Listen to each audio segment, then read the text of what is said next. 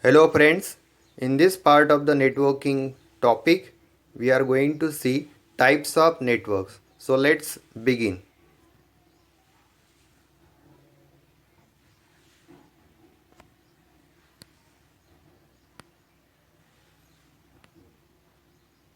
As we know, as a computer network means a group of network computer, that is computers that are linked by means of communication system, by means of communication channel. A network can mean a small group of linked computers to a chain of few hundred computers of different types, example PCs, minis, mainframe, etc., spread around the world. Thus the network vary in size, complexity and geographical spread. Mostly computers are classified on the basis of geographical spread, and on the basis there can be four types of network. First one is local area network, LAN, metropolitan area network, MAN, wide area network, WAN, personal area network, PAN. We'll see one by one. So the very first one is LAN, local area network. It is the smallest computer network that are confined to localized area. Example, an office, a building or a factory are known as local area networks. We can take an example of our computer lab in the school can be in the form can be treated as a local area network. The key purpose of LAN is to serve its user in resource sharing.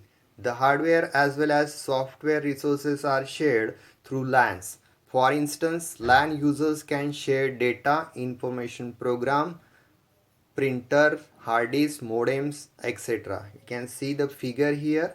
This is one of the figure of local area network. Now you can see here the computers are connected to each other. There is one server as well. Others are workstations and printer as well. So we can share the information through the computers as well as some hardwares like printer, modem we can share in the local area network. In a typical LAN configuration, the computer is designed as a file server. It stores all the software that controls the network as well as the software that can be shared by the computer attached to the network. Computers are connected to the file server are called as workstations. The workstations can be less powerful than the file server, and they can have the additional software on their hard drives. On most LANs, cables are used to connect the network with the help of network interface cards. We can call it as a NIC in each computer. Now we'll proceed to the next type of network, that is our metropolitan area network, that is MAN. This network spread over a city. For example, cable TV networks that are spread over a city can be termed as metropolitan area network. The purpose of MAN is also the sharing of hardware software resources among its users. Now we'll go for the next one, that is wide area network.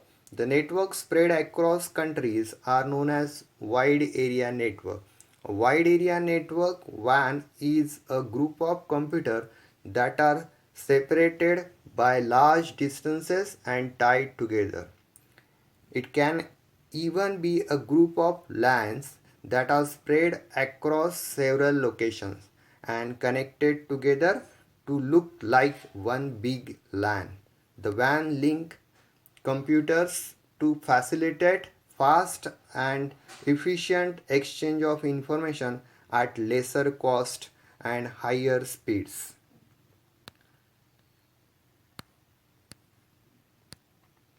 Computers connected to wide area network are often connected to public networks such as telephone system.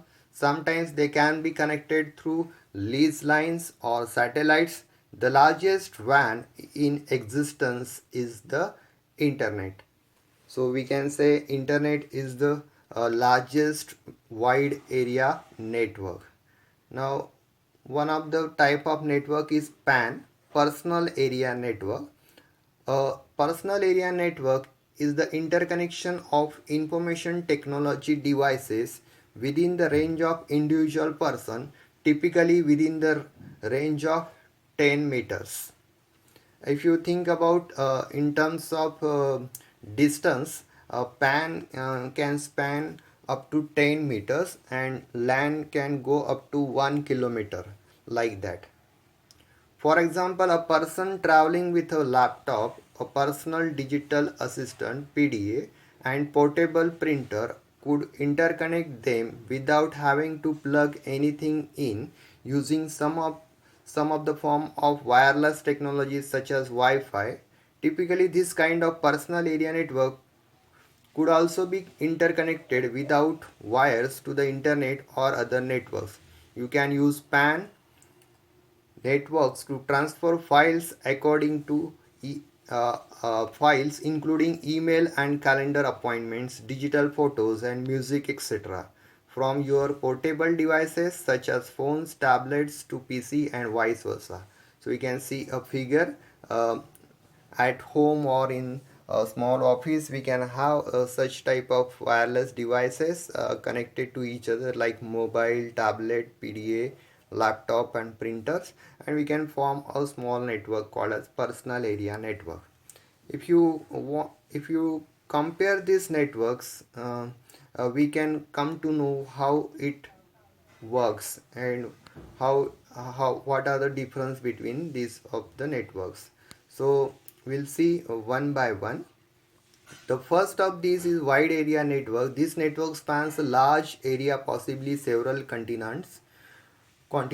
The second major type is the local area network. As the name suggests, it is confined to relatively small areas such as building or a group of buildings. For example, university campus. A third type is a metropolitan area network. Its scope is within the cities and it spans within the cities. Man basically uses LAN technology. Cable television networks are examples of analog MANs for television distributions. The MANs we are interested in are digital and are intended to connect computers. Most of the discussion on LAN also holds for MANs, so we will not mention the latter explicitly. Now we'll see the actual basic difference between LAN and WAN. The distance between the nodes is limited. There is a upper limit of approximate 10 km and lower limit of 1 km for a LAN, as I have discussed earlier. While WAN usually operate at a speed less than 1 Mbps, 1 megabits per second, LAN normally operate at a between 1 to 10 Mbps using optical fiber technology. It is possible to achieve speeds of the order of hundreds of Mbps. So, in terms of WAN is faster than your LAN is your faster than your WAN as the distance is growing. Because of the short distances involved, the error rates in LAN are much lower than the WAN. LAN's error rate is 1000 times lower than WAN, so are normal. The distance between involved in LANs normally means that the entire network is under the ownership and control of a single organization.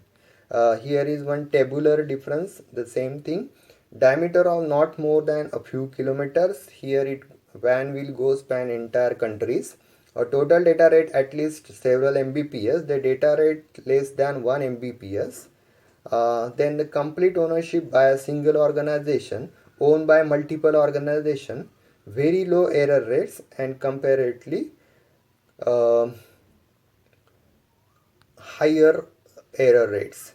Now the next topic, and it's very important topic, is a network topology. Now what is topology? The pattern of interconnection of nodes in a network is called the topology. Now here the pattern means how we connect these computers or workstations in a network.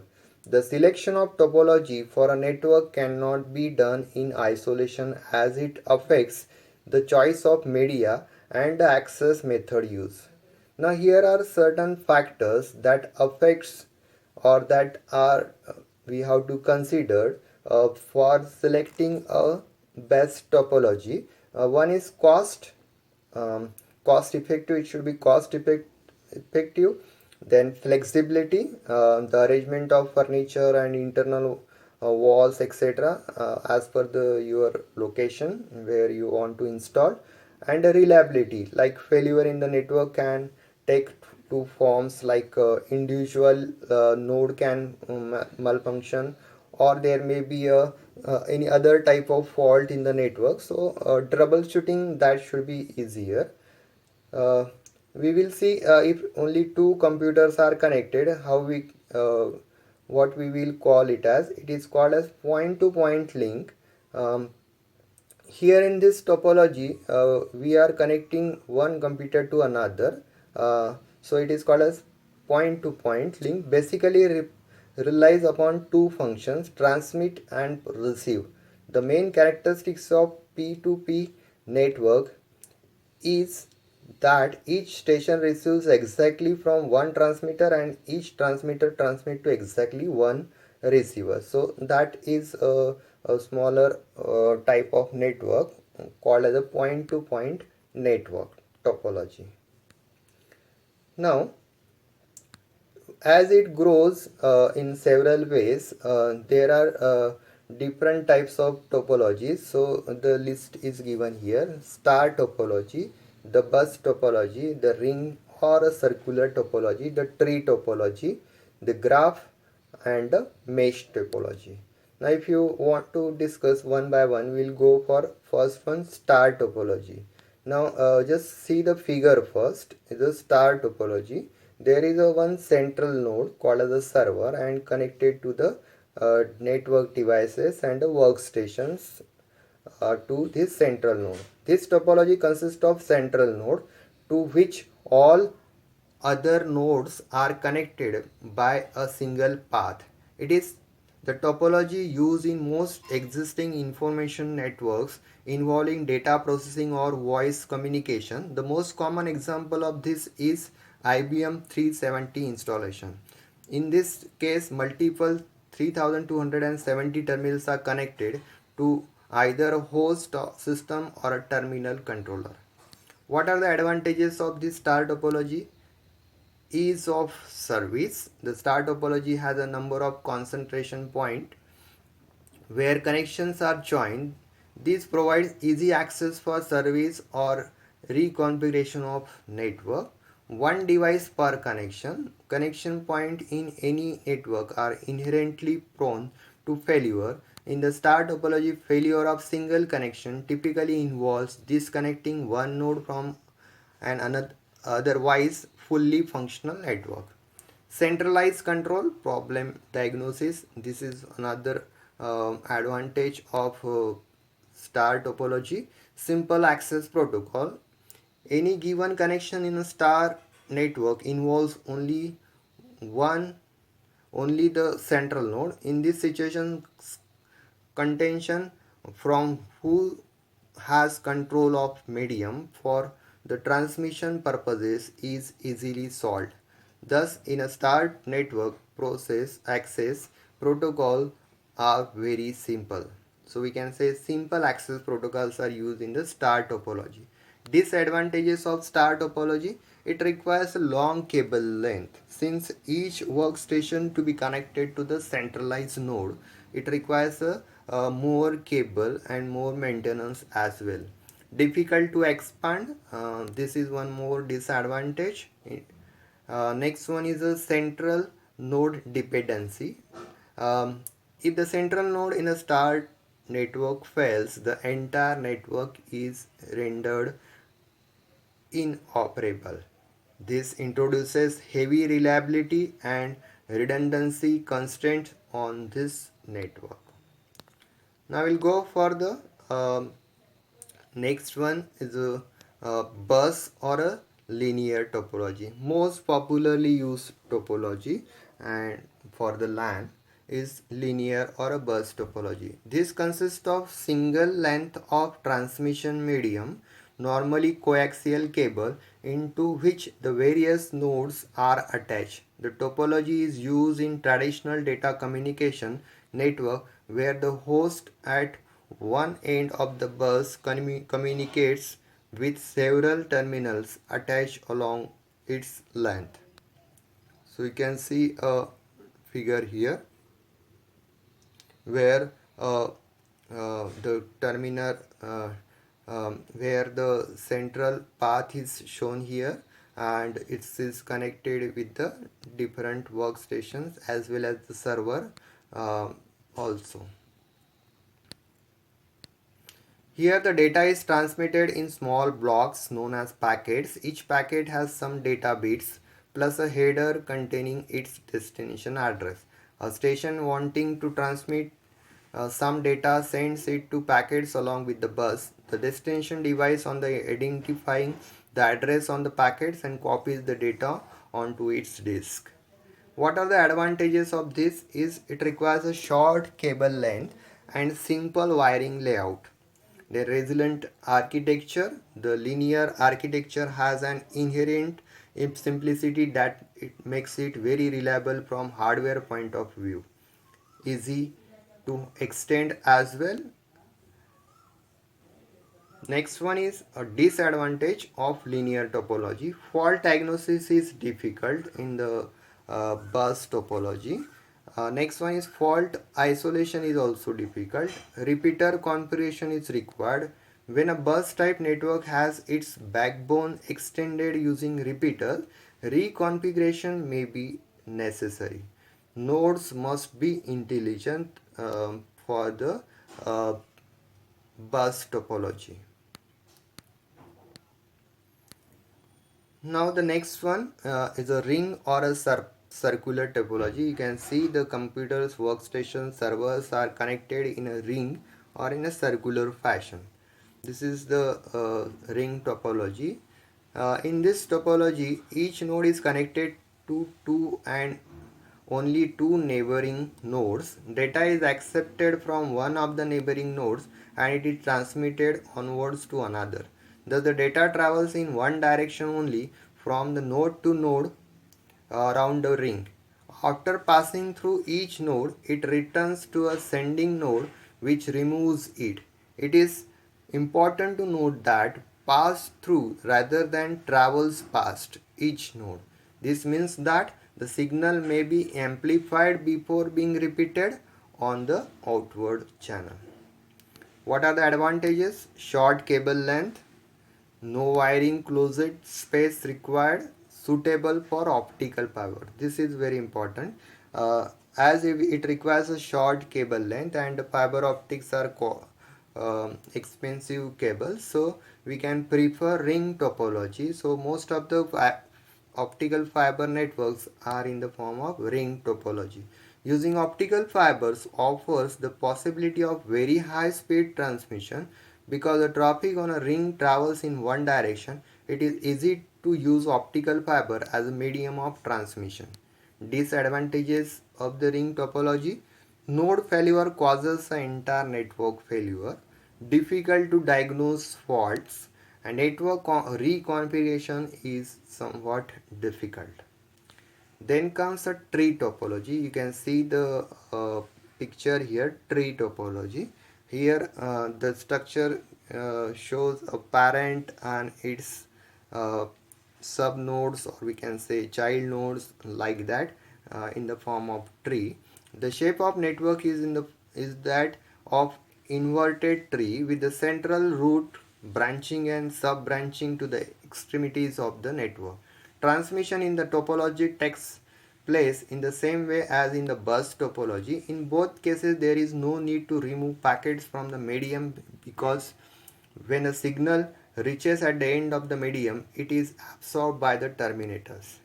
Tree topology is best suited for applications which have hierarchical flow of data and control. Since the tree topology is a modification of pure network topology, bus topology, it is a hybrid topology. Then the graph topology, you can see here the graph topology. In this topology, nodes are connected together in an arbitrary fashion. A link may or may not connected two or more nodes. There may be multiple links also. It is not necessary that all nodes are connected, but if a path can be established in two nodes via one or more links, it is called a connected graph. Then the next one is mesh topology. So here is one similar to the graph is a mesh topology. Each node is connected to more than one node to provide an alternatively route in the case of host is either down or too busy. It is an extension to P2P network. And the next one is fully connected. When a network each host is connected to other directly, that is there is a direct link between each host, the network is said to be fully connected. This characteristics is termed as fully connected network. So you can see this is the network which is fully connected. Each node is connected to the other nodes of the networks. Now, what are the factors to consider for the topology selection? One is the cruciality of work. How crucial? The continuity of work is very important factor. For instance, military networks must not fail at any cost. Thus, fully connected topology is preferred for military networks. Next one is cost effectiveness. A linear bus topology network may be a less expensive than the fully connected one. Length of the cable, like linear bus networks uses shorter length of cables, while a star topology or fully connected will take a more cables. Future growth also a point of consideration. With the star topology, expanding a network is easier than the other type of topology. Communication media, sometimes difficult terrains like hilly areas do not allow use of regular cable. For such conditions, linear bus topologies are not possible. The most common cable in schools is unshielded twisted pair that we have discussed earlier, Cat5, Cat6 cables, which is most often used in star topology. Now the next point of discussion is network devices that we'll see in the next video. So thank you friends, here we'll stop here.